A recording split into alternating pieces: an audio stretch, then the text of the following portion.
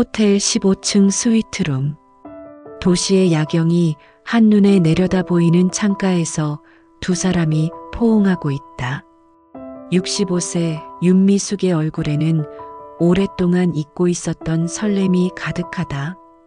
그녀를 안고 있는 남자 최도연은 40대 중반, 성숙한 매력이 물씬 풍기는 성공한 사업가다. 오늘따라 더 예쁜데? 도연의 속삭임에 미숙은 부끄러워하며 고개를 숙인다. 40년 결혼 생활에서 한 번도 느껴보지 못했던 떨림이 온몸을 감싼다. 아, 누나, 너무 좋아. 빨리 그날이 왔으면 좋겠어. 창밖으로는 화려한 도시의 불빛이 반짝이고 있다. 하지만 두 사람은 오직 서로의 눈 속에서만 세상을 보고 있다. 금기된 사랑의 달콤함에 취해 앞으로 닥칠 파멸을 예상하지 못한 채 미숙은 몰랐다. 자신을 바라보는 도연의 눈빛에 진짜 사랑이 아닌 다른 무언가가 숨어 있다는 것을, 그리고 이 달콤한 밤이 모든 것을 잃게 될 시작이라는 것을. 배신의 결말. 1장. 평온의 틈새. 3일 후 밤 11시 한상우는 침실에서 들려오는 진동음에 잠을 깼다. 아내 윤미숙의 휴대폰이었다. 평소라면 그냥 넘어갔을 텐데 이상하게도 그날 밤은 달랐다. 마치 무언가 중대한 일이 벌어질 것 같은 예감이 그를 사로잡았다. 67세의 한상우는 3년 전 퇴직한 이후 평온한 일상을 보내고 있었다. 40년간의 결혼 생활, 2명의 자녀, 그리고 제법 넉넉한 노후 자금까지. 누가 봐도 성공한 인생이었다. 하지만 그 평온함 속에는 미세한 균열이 있었다. 언제부턴가 아내와의 대화는 줄어들었고 같은 침실을 쓰면서도 서로에 대해 모르는 것들이 늘어갔다.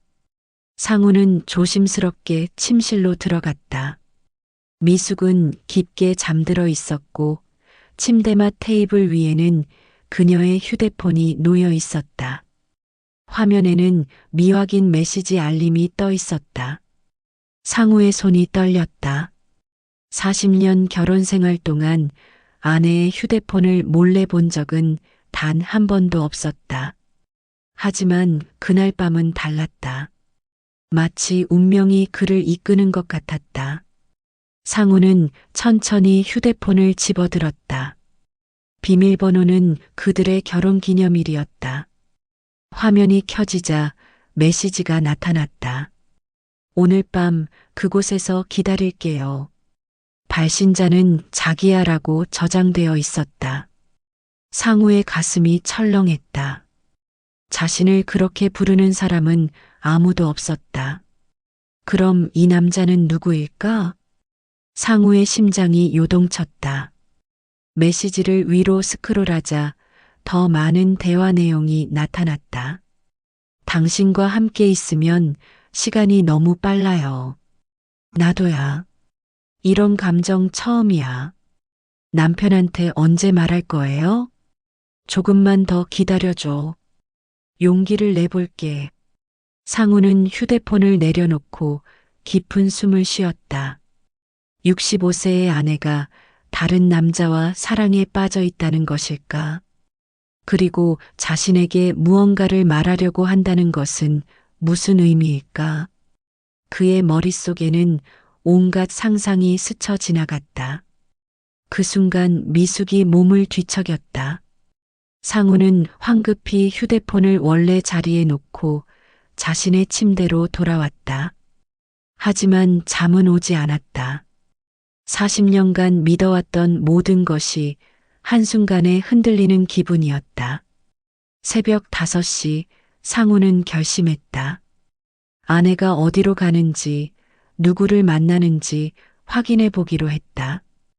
의심하고 싶지 않았지만 진실을 알아야만 했다. 평온했던 일상의 균열이 이제 깊은 상처로 변하기 시작했다. 2장. 낯선 남자의 등장. 다음날 저녁 7시 미숙은 평소보다 정성스럽게 화장을 했다. 상우는 거실에 앉아 신문을 보는 척하며 아내의 일거수일투족을 관찰했다. 미숙은 검은색 원피스를 입고 향수까지 뿌렸다. 마치 중요한 약속이 있는 것처럼. 어디 가요? 상우의 질문에 미숙은 잠시 망설이더니 대답했다. 대학 동창들이랑 저녁 먹기로 했어요. 거짓말이었다. 상우는 직감적으로 알 수 있었다. 40년을 함께 살면서 아내의 표정 하나하나를 외우고 있었으니까. 미숙이 집을 나선 후 상우는 10분 뒤에 따라 나섰다. 그녀는 버스를 타고 시내 중심가로 향했다. 상우도 택시를 타고 멀찍이 따라갔다. 가슴이 두근거렸다. 이런 일을 해본 적이 없어서 손에 땀이 날 정도로 긴장됐다. 미숙이 내린 곳은 고급 호텔 앞이었다. 라벤더 호텔. 상우가 알기로는 시내에서 가장 비싼 호텔 중 하나였다. 왜 아내가 이런 곳에? 상우는 호텔 로비 한편에서 아내의 움직임을 지켜봤다. 10분 후 한 남자가 나타났다. 키가 크고 잘 차려입은 40대 중반의 남자. 상우는 그의 얼굴을 보자마자 깨달았다. 최도연이었다. 20년 전 자신의 제자였던, 지금은 성공한 사업가가 된 그 남자. 도연은 미숙을 보자 환한 미소를 지으며 다가갔다. 그들은 자연스럽게 포옹했다. 그 모습을 본 상우의 가슴에 날카로운 칼이 꽂히는 것 같았다. 아내와 다른 남자의 포옹. 그것도 자신의 옛 제자와. 두 사람은 호텔 안으로 들어갔다. 상우는 따라갔지만 엘리베이터 문이 닫히는 것을 보고만 있을 수밖에 없었다. 층수 표시등이 15층에서 멈췄다. 상우는 로비 의자에 앉아 기다렸다. 시간이 너무 느리게 흘렀다. 2시간 후 그들이 내려왔다. 미숙의 표정은 밝았다. 오랫동안 보지 못했던 생기 넘치는 모습이었다. 도연은 그녀의 손을 잡고 무언가를 속삭였다. 미숙이 고개를 끄덕이며 웃었다. 상우는 그들이 헤어지는 모습을 지켜봤다. 도연이 고급 승용차를 타고 떠나고 미숙이 버스 정류장으로 걸어가는 모습을. 그 순간 상우는 모든 것을 깨달았다. 아내가 바람을 피우고 있다는 것을. 집으로 돌아가는 길, 상우의 마음은 복잡했다. 분노, 배신감, 그리고 묘한 안도감까지. 적어도 이제는 확실해졌다. 40년 결혼 생활에 균열이 생긴 것이 아니라 아예 무너져 내리고 있다는 것을. 3장. 폭로된 진실. 상우는 집에 먼저 도착해 거실에서 기다렸다. 평소라면 아무것도 모른 척 잠자리에 들었겠지만 이제는 더 이상 참을 수 없었다. 진실을 알아야 했다. 설령 그것이 자신을 파괴시킬지라도. 밤 11시 미숙이 돌아왔다. 그녀는 상우가 거실에 앉아 있는 것을 보고 잠시 놀란 표정을 지었다. 아직 안 주무세요? 앉아요. 상우의 목소리는 평소보다 낮고 무거웠다. 미숙은 뭔가 이상함을 감지했지만 소파에 앉았다. 동창 모임은 어땠어요? 그냥 그랬어요. 상우는 미숙의 눈을 똑바로 쳐다보았다. 40년을 함께 산 부부의 눈빛이었다. 더 이상 거짓말로 포장할 수 없는 순간이었다. 라벤더 호텔에서 최도연을 만났죠? 미숙의 얼굴이 창백해졌다. 그녀는 입술을 떨었지만 아무 말도 하지 못했다. 상우는 계속했다. 당신 휴대폰 메시지도 봤어요. 오늘 밤 그곳에서 기다릴게요. 이게 뭔 뜻인지 설명해 주세요. 미숙은 한동안 침묵했다. 그 침묵 속에서 40년의 세월이 스쳐 지나갔다. 결혼식 날의 기쁨, 아이들이 태어났을 때의 감동, 함께 겪은 수많은 일상들. 하지만 그 모든 것이 이제 무너져 내리고 있었다. 미안해요. 미숙의 목소리는 가늘었다. 뭐가 미안하다는 거요? 바람핀 거? 아니면 들킨 거? 둘 다요. 상우는 깊은 숨을 쉬었다. 예상했던 대답이었지만 실제로 듣는 것은 달랐다. 언제부터였어요? 6개월 전부터요. 우연히 만났는데. 사랑해요? 미숙은 고개를 끄덕였다. 그 순간 상우의 마음속에서 무언가 완전히 부서져 내렸다. 그럼 나는 뭐였어요? 40년 동안. 미숙은 고개를 들었다. 그녀의 눈에는 이제 거짓이 없었다. 오히려 차가운 진실만이 남아 있었다. 솔직히 말할게요. 당신과 결혼한 건 안정감 때문이었어요. 사랑보다는 현실적인 계산이었죠. 당신은 좋은 사람이고 성실하고 미래가 보장된 사람이었으니까. 상우는 마치 심장에 못을 박힌 것 같았다. 그럼 한 번도 나를 사랑한 적이 없다는 거군요. 미안해요. 하지만 이제는 진짜 사랑을 알게 됐어요. 그 말을 듣는 순간 상우는 자신의 인생 전체가 허상이었음을 깨달았다. 40년간의 결혼 생활, 자신이 믿고 있던 모든 것들이 거짓이었다는 사실이 그를 짓눌렀다. 사장, 거래의 그림자.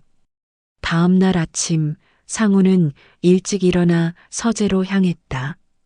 잠을 이룰 수 없었던 밤을 지새운 후 그는 한 가지 결심을 했다. 미숙과 도연 사이에 무슨 일이 벌어지고 있는지 정확히 파악해야 한다는 것이었다. 상우는 가정의 재정 관리를 담당해 왔기 때문에 모든 통장과 서류를 보관하고 있었다. 하지만 며칠 전부터 미숙이 서재를 자주 드나드는 것을 목격했었다. 평소라면 신경 쓰지 않았을 일이지만 어젯밤의 고백 이후 모든 것이 의심스러웠다. 서류 캐비닛을 뒤지던 중 상우는 낯선 서류 봉투를 발견했다. 미숙의 이름으로 된 부동산 등기부등본이었다. 언제 이런 것을? 상우는 서류를 자세히 들여다봤다. 강남구 역삼동의 오피스텔이었다. 시세로 계산하면 15억 정도 되는 고급 부동산이었다. 하지만 더 놀라운 것은 매수일란에 적힌 이름이었다. 최도현. 그리고 계약 조건들을 보니 모든 것이 도연에게 유리하게 작성되어 있었다. 상우는 혼란스러웠다. 이 오피스텔은 언제 미숙 명의로 됐을까? 그리고 왜 도연에게 넘어가는 걸까? 상우는 다른 서류들을 더 찾아봤다. 또 다른 봉투에서 은행 대출 서류를 발견했다. 미숙 명의로 5억 원을 대출받은 서류였다. 담보는 그들 부부 공동 명의의 집이었다. 상우는 경악했다. 자신 모르게 집이 담보로 잡혀 있다는 사실에. 서류를 더 살펴보니 복잡한 거래의 전모가 드러났다. 미숙이 대출받은 5억과 기존 적금 10억을 합쳐서 오피스텔을 매입한 것이었다. 그런데 그 오피스텔을 왜 도연에게 넘기려는 걸까? 상우는 계약서의 세부 조항을 읽어봤다.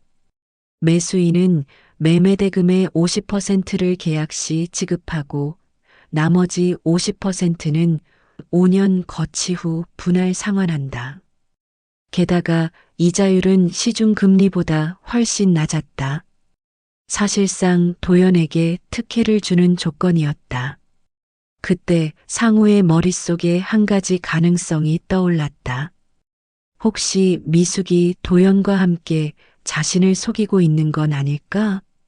단순한 불륜이 아니라 재산을 빼돌리려는 계획된 음모는 아닐까?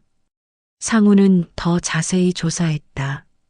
미숙의 통장 거래 내역을 보니 최근 3개월간 큰 금액들이 이동하고 있었다.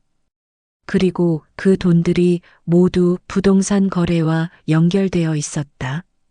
오후가 되어 미숙이 외출한 사이 상우는 그녀의 휴대폰을 다시 확인했다. 도영과의 대화 내용을 더 자세히 살펴보니 그들의 관계가 단순한 연인 관계를 넘어서는 것임을 알 수 있었다. 계약서에 서명하면 모든 게 정리될 거야. 남편 몰래 처리하는 거 맞지? 걱정 마. 내가 다 알아서 할게. 상우는 이제 확신했다. 미숙과 도연이 자신을 배신하고 재산을 빼돌리려 한다는 것을 40년 결혼 생활의 배신이 단순한 감정적 배신이 아니라 철저한 계산과 음모였다는 사실이 그를 더욱 절망시켰다. 5장 미숙의 계략. 그날 밤 미숙은 도영과의 마지막 만남을 위해 집을 나섰다. 상우는 뒤따르지 않았다. 이미 모든 것을 알고 있었기 때문이다. 대신 그는 서재에서 지난 40년간의 삶을 되돌아보며 앉아 있었다. 미숙과 도연은 시내 고급 레스토랑에서 만났다. 계약서 서명을 위한 마지막 만남이었다. 미숙의 마음은 복잡했다. 한편으로는 해방감을 느꼈고 다른 한편으로는 40년을 함께 산 남편에 대한 미묘한 죄책감도 있었다. 정말 후회 없어? 도연의 질문에 미숙은 고개를 끄덕였다. 40년 동안 억눌려서 살았어. 이제는 내가 원하는 대로 살고 싶어. 미숙의 마음속에는 오랫동안 쌓인 불만이 있었다. 성실하지만 재미없는 남편, 예측 가능한 일상, 자신의 꿈을 포기하고 살아온 세월들. 상우는 좋은 사람이었지만 그녀에게는 자유를 구속하는 존재이기도 했다. 20년 전 미숙은 꿈이 있었다. 작은 카페를 운영하고 싶었고, 그림을 배우고 싶었고, 여행도 많이 다니고 싶었다. 하지만 상우는 안정을 선호했다. 모험보다는 확실한 것을, 변화보다는 현상 유지를. 그렇게 미숙의 꿈들은 하나씩 포기되어 갔다. 도연은 달랐다. 그는 미숙의 꿈을 이해해 주었고 함께 새로운 인생을 계획했다. 오피스텔 거래로 얻은 수익으로 카페를 차리고 함께 해외여행도 다니고 늦었지만 진정한 사랑을 나누며 살자고 했다. 서명만 하면 모든 게 끝나는 거야. 미숙은 펜을 들었다. 계약서에는 오피스텔을 도연에게 매각한다는 내용과 함께 상우와의 재산 분할에 관한 조항도 있었다. 이혼 시 재산의 70%를 미숙이 가져간다는 내용이었다. 상우가 서명하지 않으면 법적 분쟁이 될 수도 있었지만 미숙은 확신했다. 상우는 체면을 중시하는 사람이라 조용히 넘어갈 것이라고. 서명을 마친 후 미숙은 홀가분함을 느꼈다. 마치 무거운 짐을 내려놓은 것 같았다. 이제 우리 새 인생 시작하는 거야. 도연이 그녀의 손을 잡으며 말했다. 미숙은 웃었다. 오랫동안 잊고 있었던 진정한 웃음이었다. 하지만 미숙은 몰랐다. 도연의 진짜 계획을, 그녀가 서명한 계약서에 숨겨진 조항들을, 그리고 자신이 사랑한다고 믿었던 남자의 진짜 모습을. 40년간의 억압에서 벗어나려던 그녀의 계략이 실제로는 더 큰 함정으로 빠져드는 첫걸음이라는 것을. 그날 밤 미숙은 도연의 아파트에서 밤을 보냈다.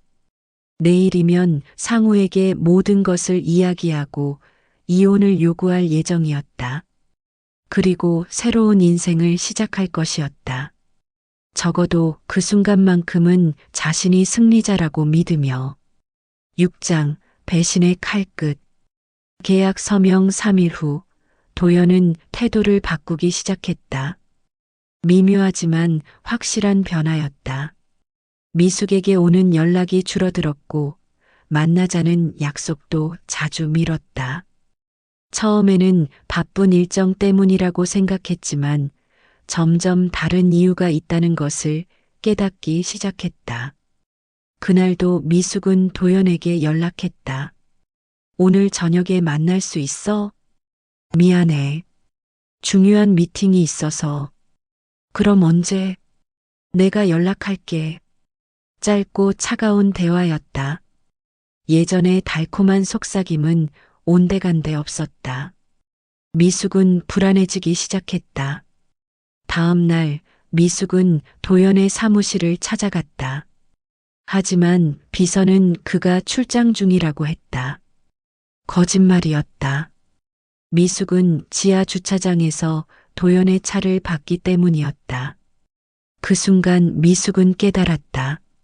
뭔가 잘못되고 있다는 것을. 하지만 아직은 희망을 놓지 않았다. 도연이 일시적으로 바빠서 그런 것일 수도 있다고 자신을 위로했다. 일주일 후 미숙은 충격적인 사실을 알게 됐다. 우연히 만난 지인을 통해 도연이 다른 여자와 함께 있는 모습을 목격했다는 이야기를 들었다. 젊고 아름다운 여자였다.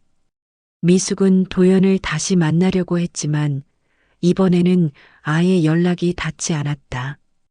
휴대폰도 꺼져 있었고 사무실에서도 계속 출장 중이라고만 했다.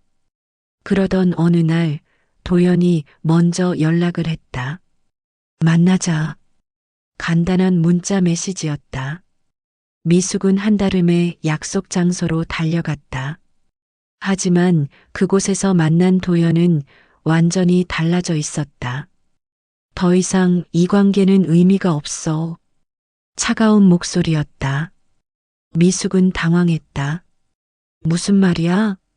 우리 계획했잖아. 카페도 차리고. 그건 다 헛소리였어. 난 처음부터 당신의 재산에만 관심이 있었거든. 도연의 말은 칼처럼 날카로웠다. 계약서 조건 다시 읽어봐. 당신 명의의 오피스텔, 이제 내 거야. 그리고 당신 남편한테서 가져온 돈도 마찬가지고. 미숙은 서류를 다시 확인했다. 복잡한 법률 용어들 사이에 숨겨진 함정들이 보이기 시작했다. 자신이 서명한 것은 단순한 매매 계약이 아니라 모든 재산권을 도연에게 넘기는 문서였다. 당신이 가진 건 이제 다 내 거야. 더 이상 당신은 필요 없어. 그 말을 듣는 순간 미숙의 세상이 무너져 내렸다. 40년간의 억압에서 벗어나려던 그녀의 꿈이, 더 나은 삶을 향한 용기가 모두 거짓말이었다는 것을 깨달았다. 자신은 단지 이용당한 것뿐이었다. 미숙은 울음을 터뜨렸다. 하지만 도연은 냉정했다. 그는 일어서며 마지막으로 말했다. 똑똑한 척하며 남편을 속였지만 결국 너도 속은 거야. 세상은 원래 그런 거야. 7장 무너지는 미숙. 도연에게 버림받은 미숙은 며칠간 호텔을 전전했다. 집으로 돌아갈 용기가 없었다. 상우에게 뭐라고 말해야 할지 몰랐다. 자신이 저지른 일의 무게가 점점 더 무겁게 느껴졌다. 하지만 갈 곳이 없었다. 결국 미숙은 집으로 돌아갔다. 상우는 거실에서 그녀를 기다리고 있었다. 평소와 다른 점이 있다면 그의 표정이 너무나 차분했다는 것이었다. 돌아왔네요.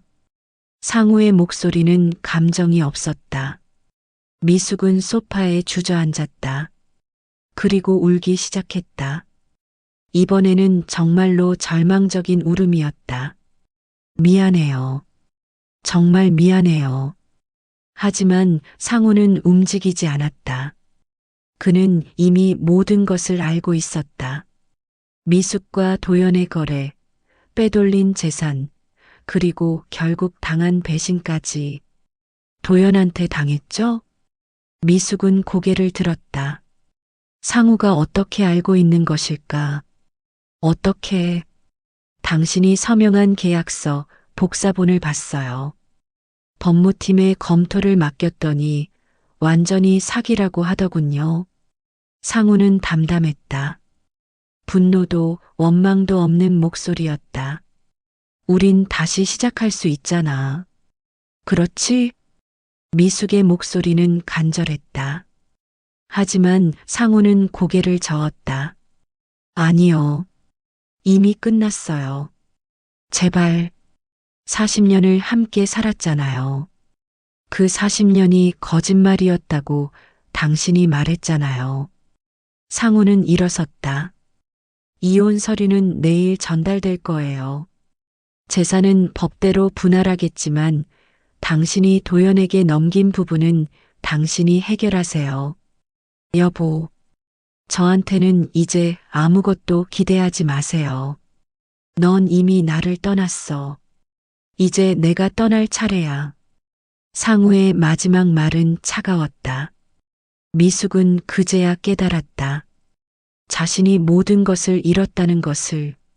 남편도 재산도 꿈꿨던 새로운 사랑도. 그날 밤 미숙은 혼자 집에 남겨졌다. 상우는 짐을 싸서 어디론가 떠났다. 40년간 함께 살았던 집이 갑자기 낯설게 느껴졌다. 미숙은 거울 앞에 섰다. 65세의 자신이 초라하게 보였다. 젊음도 미래도 희망도 없는 모습이었다. 자유를 찾으려다 모든 것을 잃어버린 자신이 처참했다. 전화기를 들고 도연에게 연락해 보려고 했지만 번호는 이미 차단되어 있었다. 자식들에게 연락할 수도 없었다. 뭐라고 설명할 수 있겠는가. 40년간 아버지를 속이고 바람을 피웠다고, 그리고 재산까지 날렸다고. 8장 마지막 장면. 6개월 후 모든 것이 정리됐다. 법정에서의 분쟁, 재산 분할, 그리고 이혼. 상우는 새로운 삶을 시작했다. 작은 아파트로 이사해서 평온한 일상을 되찾았다. 오히려 40년간 느껴보지 못했던 자유로움을 만끽하고 있었다. 도연은 모든 재산과 권력을 손에 넣었다. 미숙에게서 빼낸 15억 원을 미천으로 더 큰 사업을 벌였고 이미 새로운 여자와 함께 살고 있었다. 그에게 미숙은 이미 잊혀진 과거였다. 미숙은 예전 집에 혼자 남아 있었다. 이혼 재산 분할로 집은 그녀 명의가 됐지만 도연에게 빼앗긴 돈 때문에 은행 빚이 남아 있었다. 매달 대출 이자를 내기 위해 집을 담보로 또 다른 대출을 받아야 하는 상황이었다. 아침마다 미숙은 혼자 식탁에 앉아 커피를 마셨다. 40년간 두 사람이 앉던 식탁에서 혼자 앉아 있는 모습은 쓸쓸했다. 한때 꿈꿨던 카페는 물론이고 여행도 새로운 사랑도 모두 허상이 되었다. 창밖으로 보이는 풍경은 예전과 같았지만 그것을 바라보는 그녀의 마음은 완전히 달라져 있었다. 자유를 찾으려다 모든 것을 잃어버린 자신이 한없이 초라했다. 어느 날 저녁 미숙은 거실 소파에 앉아 있었다. TV는 켜져 있었지만 소리는 들리지 않았다. 그녀는 지난 일들을 떠올렸다. 상우와 처음 만났던 날, 결혼식 날, 아이들이 태어났던 날, 그리고 도연을 만났던 날. 만약 다시 선택할 수 있다면 어떻게 할까? 그녀는 자문해 봤다. 하지만 이미 늦었다. 시간은 되돌릴 수 없고 선택의 결과는 되돌릴 수 없었다. 밤이 깊어갈수록 집은 더욱 조용해졌다. 40년간 들려오던 상우의 코고는 소리도 아침에 일어나 준비하는 소리도 없었다. 오직 시계 초침 소리만이 정막을 깨뜨릴 뿐이었다. 미숙은 웃었다. 하지만 그것은 기쁨의 웃음이 아니라 허무함의 웃음이었다. 텅 빈 웃음소리가 거실에 메아리 쳤다. 그 웃음 속에는 후회와 절망, 그리고 돌이킬 수 없는 선택에 대한 자조가 담겨 있었다. 새벽이 오고 있었다. 하지만 미숙에게 새벽은 희망이 아니라 또 다른 공허한 하루의 시작일 뿐이었다. 그녀는 소파에서 일어나 창문으로 걸어갔다. 동쪽 하늘이 조금씩 밝아오고 있었다. 40년 결혼 생활의 끝, 그리고 새로운 삶에 대한 꿈의 끝. 미숙에게 남은 것은 오직 허무와 후회뿐이었다. 텅 빈 집에서 홀로 맞이하는 새벽은 차갑고 외로웠다.